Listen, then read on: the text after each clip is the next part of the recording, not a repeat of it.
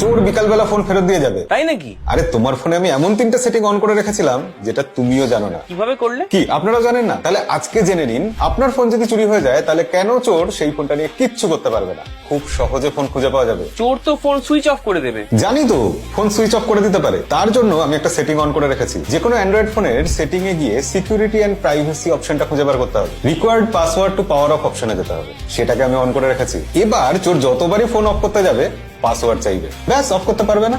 যদি ফোনের airplane mode on করে দেয়? আরে না না, আমি সেটাও ভেবেছি। চোর ফোনের এয়ারপ্লেন মোড অন করতে পারবে। সেটিং এ গিয়ে আমি swipe down to notification off এই মোডটাকে অফ করে রেখেছিলাম। এবার চোর কোনোভাবেই আর নোটিফিকেশন থেকে এয়ারপ্লেন মোড অন করতে পারবে না। আর যদি সিমটা খুলে ফেলে দেয়? হ্যাঁ, এই ভয়টা সবাই পায় যে চোর তো সিম কার্ড খুলে ফেলে দেবে। এই ভয়টা আপনি পাবেন না। প্রথমে গুগল অল সার্ভিসেসে গিয়েছিলাম, তারপর ফাইন্ড মাই ডিভাইস অপশনে গিয়েছিলাম। সেখানে গিয়ে ফাইন্ড ইউর অফলাইন ডিভাইস এই অপশনটা দেখেছিলাম। তারপর এখানে উইদাউট নেটওয়ার্ক অপশনটাকে সিলেক্ট করে রেখেছি।